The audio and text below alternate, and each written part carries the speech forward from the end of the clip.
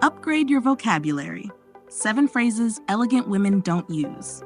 You might feel a quiet pull to refine the way you speak, especially as your life grows fuller and your voice carries more weight.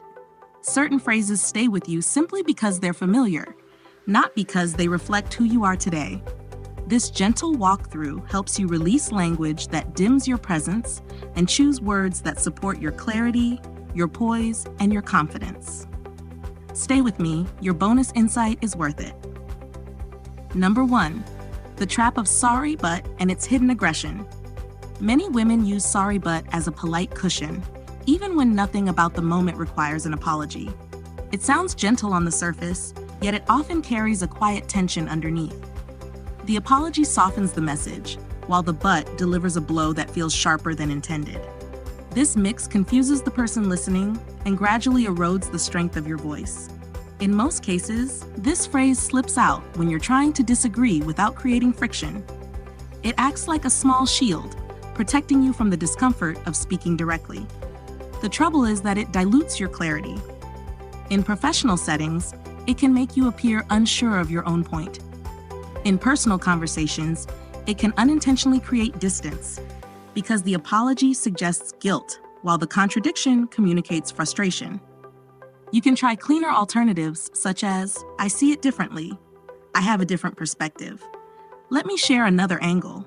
These responses are calm, honest, and grounded. They show respect without surrendering your confidence. Say you're in a team meeting and a colleague proposes an approach that feels incomplete to you. Instead of sorry, but I think we're overlooking something, you might say, I'd like to add another detail that could strengthen this plan. The room relaxes. Your message lands without tension.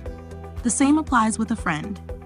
If she asks for a favor that stretches your limits, sorry, but I can't, often stirs guilt in both of you. Shifting to, I won't be able to take that on, though I appreciate you asking, keeps the connection intact. As you listen to your own speech in the days ahead, you may catch small moments where you soften your truth more than you intend. Those moments offer valuable information about where your confidence is ready to grow. Number 2, just as a verbal minimizer of your authority. The word just seems harmless, yet it quietly shrinks the space your voice deserves. You might use it when requesting information, offering an idea, or checking in with someone, almost as if you're trying not to disturb the air around you. Linguists studying spoken confidence, such as Dr. Deborah Tannen's work on conversational framing, note that minimizers shape how a speaker's competence is perceived. When just appears too often, listeners tend to interpret the message as less certain and less authoritative. In emails, it can blur your intention. I'm just checking in sounds hesitant, while I'm checking in communicates clarity. In meetings, I just think we might try dilutes your insight before you even share it. And in collaborative spaces where precision matters, trimming unnecessary softness helps everyone understand your direction. You can try alternatives like, I'm checking on the update, I'm requesting the file, I'd like to propose an adjustment.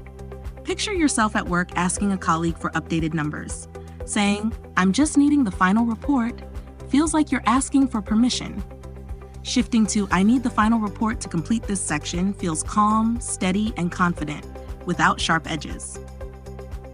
As you move through conversations this week, you might notice small places where you soften your power. Those moments often show where your voice is ready to stand taller. Number 3, the gossip currency of did you hear about? This phrase often slips out when you want to share something interesting, yet it can redirect a calm conversation toward comparison, judgment, or tension you never intended. Gossip can create a quick spark of excitement, almost like a burst of sugar, but it rarely nourishes anything meaningful. When the rush fades, what's left is usually a trace of emotional clutter, questions about trust, unease about motives, or a heaviness that follows you long after the conversation ends. Social psychology research, including work from Dr. Shelley Gable at UC Santa Barbara, shows that strong bonds grow through shared values, supportive exchanges, and authentic joy. Connections built on criticism or speculation tend to weaken over time because they train everyone involved to stay guarded. No one feels fully safe when they know someone else's story is treated like entertainment. You can steer conversations in healthier directions by starting with phrases such as, "I've been thinking about something lately. I came across an idea that made me reflect. There's a situation I'd like your perspective on." Imagine you're at brunch with friends and someone brings up a colleague's personal drama. You sense the energy shifting. Instead of adding another detail, you could guide the moment by saying, "I'm more curious about how we're all doing this week. Anything meaningful on your mind?" The mood stabilizes and the conversation begins to feel supportive again. When you choose paths that protect your peace, you give your relationships room to breathe. You may notice, quietly, how grounding it feels to keep your energy clear.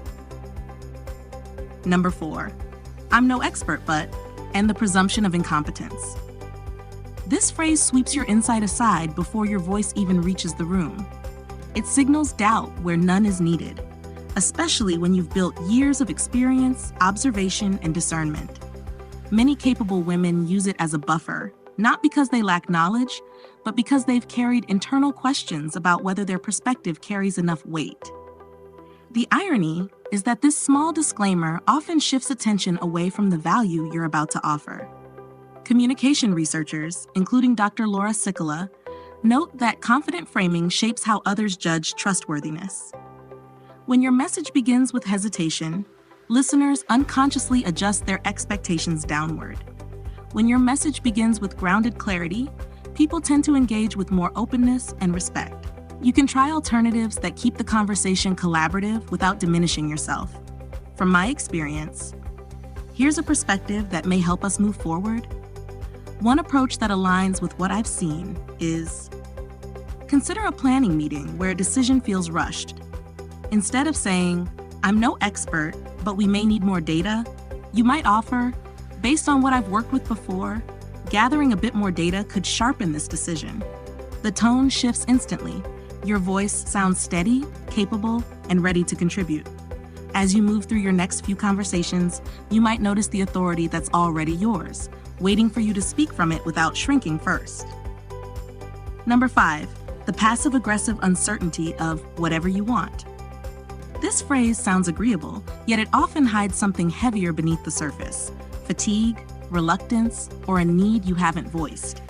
It gives the appearance of peace, but it blocks real collaboration, whether you're coordinating life at home, navigating a relationship, or making simple decisions with friends.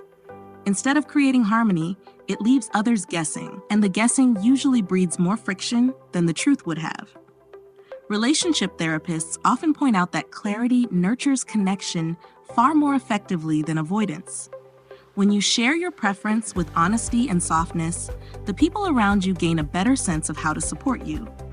They aren't left interpreting silence or filling in emotional blanks. You can try responses such as, "I'm open, though I'd prefer." "I can go with either option, but this one suits me best." "I'm flexible, and here's what I'm leaning toward." Think about a weekend plan with someone close to you. Instead of saying, "whatever you want," you might say, "I'm open to different ideas, though I'd enjoy something low-key today." The discussion becomes clearer, calmer, and more connected.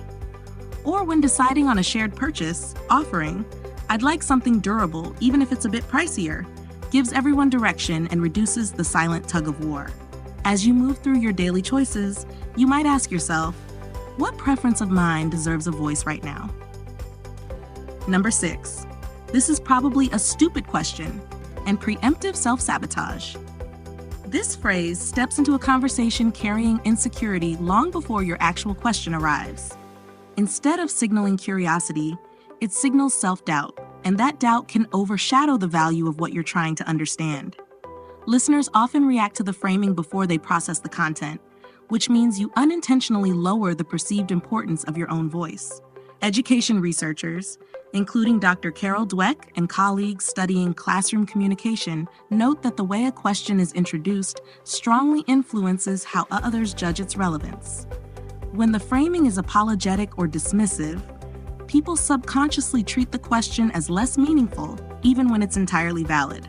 When the framing is steady, curiosity is taken seriously.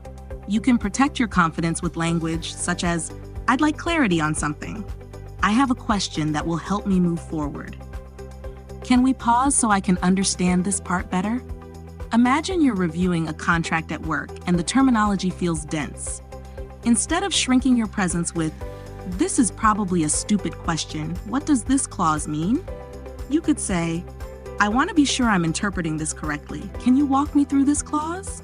The shift is subtle, yet the room receives you with far more respect. Or while learning a new skill, asking, "I'd like to understand the reasoning behind this step," opens the door to real learning without negative self-framing. Moments like these remind you how powerful self-trust can be when you let your voice stand without apology. Number 7, the exaggeration fatigue caused by "I'm literally dying." Exaggerated expressions may feel playful in the moment, yet they create a kind of emotional noise that muddles your message. When everything is described at maximum intensity, the real shape of your experience becomes harder for others to understand. Over time, this pattern dulls the impact of your words, especially when you're truly stressed or in need of genuine support. Communication studies, including analyses from the Journal of Language and Social Psychology, show that verbal intensity loses meaning when used too often. Listeners begin to tune out dramatic phrasing because it no longer signals anything specific. Your emotional landscape deserves clarity, not distortion. You can lean on alternatives that maintain warmth without overstating your reality. "I'm overwhelmed right now." "This is a lot for me. I need a moment to catch my breath." Consider a moment when your day feels packed and your friend checks in. Instead of saying, "I'm literally dying," you might say, "I'm carrying more than I can hold today." That level of honesty helps the other person understand what kind of support would actually help. Or, during a stressful project, saying, "This workload is stretching me," gives your team a clearer sense of your capacity. When you choose grounded language, you give your feelings room to be heard accurately. You may notice how restful it feels to express yourself with precision and care. Bonus insight: the quiet strength of pausing before you speak. If you're still here, consider this a gentle acknowledgement of your commitment to growth. A brief pause before speaking can shift your entire presence. It steadies your thoughts, settles your emotions, and gives your words a calm authority. Mindfulness researchers, including those at UCLA's Mindful Awareness Research Center, note that even a 2-second pause increases emotional intelligence and reduces avoidable conversational friction. When you pause, your ideas gather themselves. You're not scrambling to sound right, you're allowing clarity to rise. In a tense family discussion, that pause keeps you from reacting in a way you later regret. In a delicate negotiation, it signals composure. And in moments of uncertainty, it helps you choose language that reflects your true intention rather than your stress. Thank you for staying with this journey.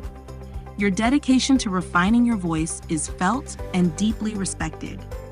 If you're leaving with something meaningful today, share the phrase "grace in every word" in the comments.